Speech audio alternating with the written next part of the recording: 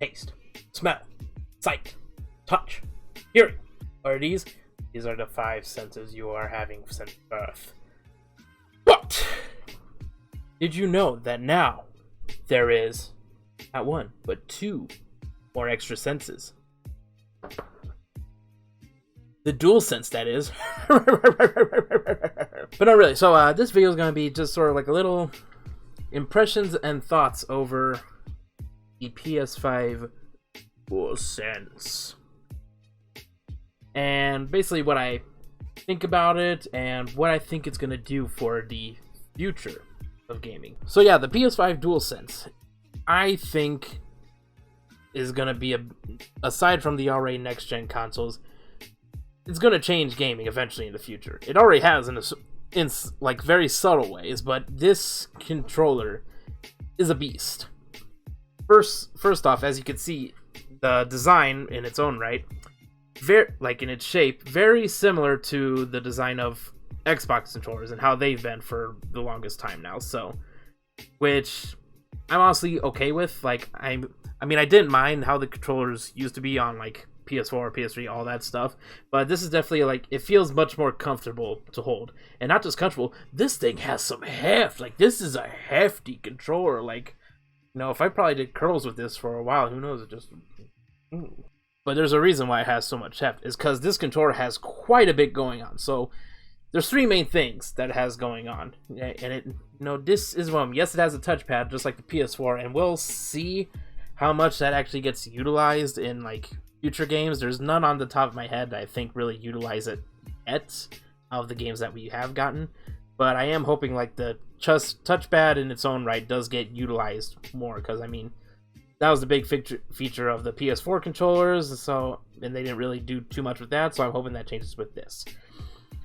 But yeah, there's essentially 3 big features that come with this controller. First one is that now this one has a built-in mic.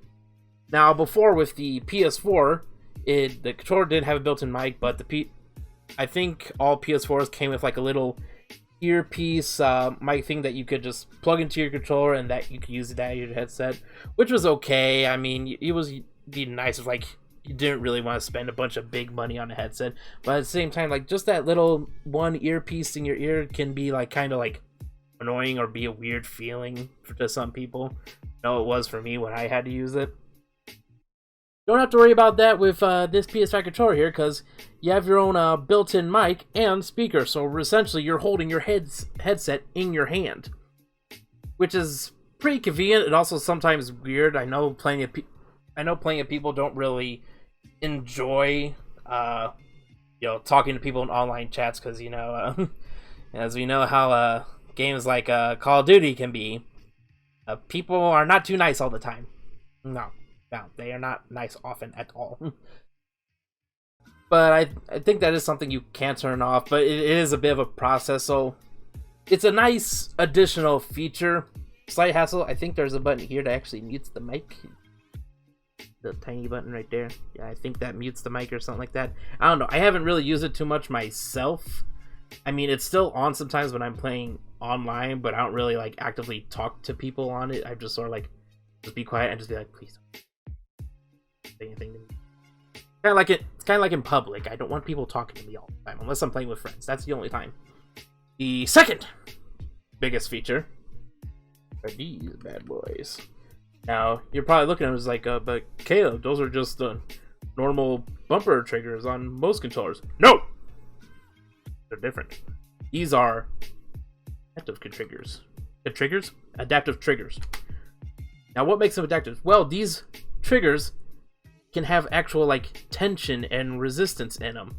Biggest example I've noticed is in shooters mostly, where you go to pull the trigger and there's actual tension on it to keep you from pressing it down all the way, to sort of simulate the feeling of pulling a trigger on an actual gun. Now, I think that's a pretty cool feature.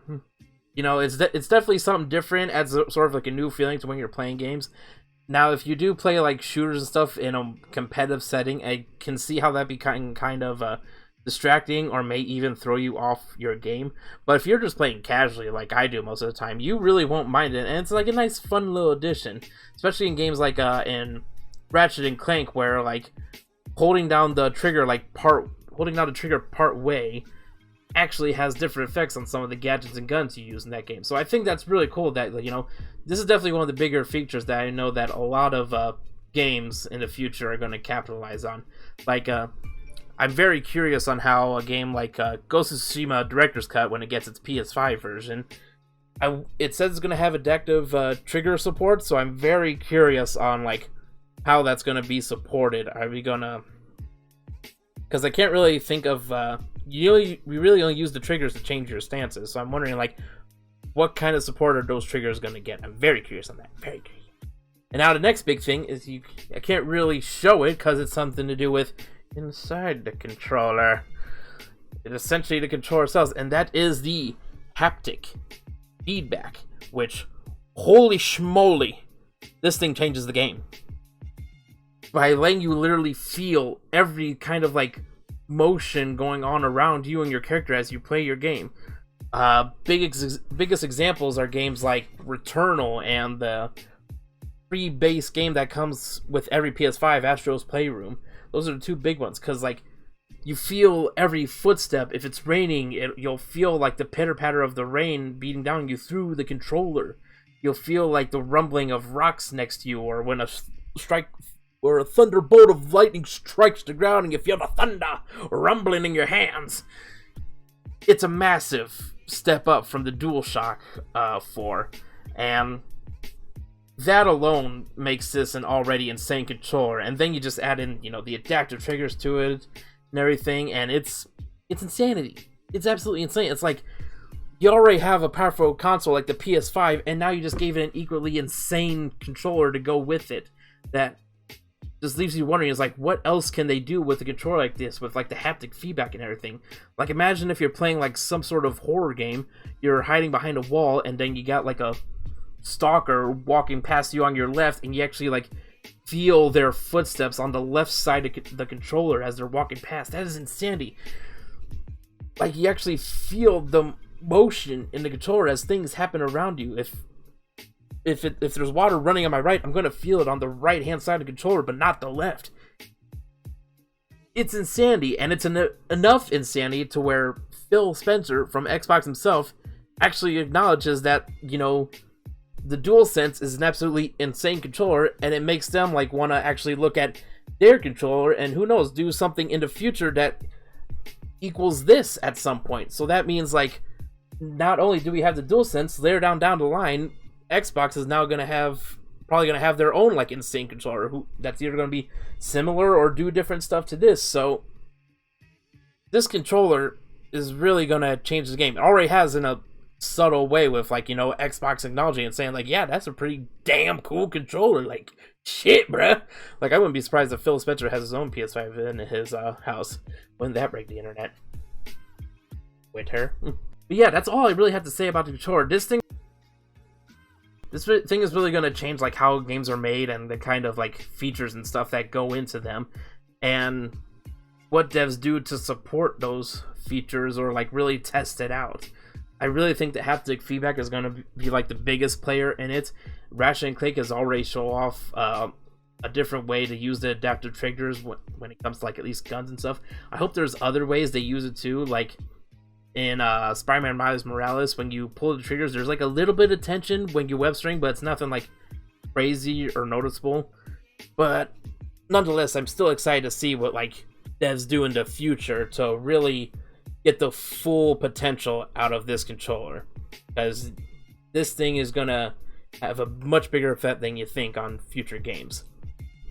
But that is all I have to say. I just really wanted to talk about the DualSense controller, with how unique and different it is from all the previous generations. And not only that, it was so nice. Had to get it twice since they came out with starting to come out with color variants now. I got the midnight black one, but there's also a red one, which I don't need a third controller. I don't need a third controller. I don't need a third controller. Do I need a third controller? No! You're fine with the black and the white. Black, white, black, white.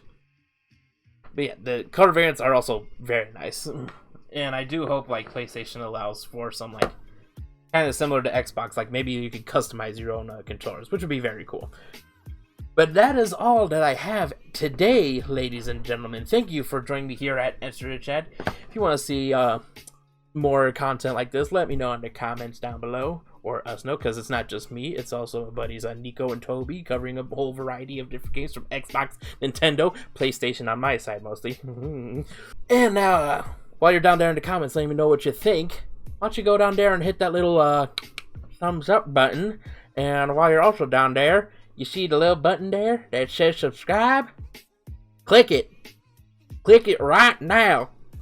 It'd do me a huge solid. And then after you do that, tell everybody you know to do that. And I'll be very happy. Plus you'll get more enjoyable content like this, among other things, from gameplay videos to reviews to just a whole assortment of different content. Not to mention our weekly podcast, which goes up. We try to go for it every Monday, but we are consistently inconsistent sometimes. You'll see what I mean soon enough.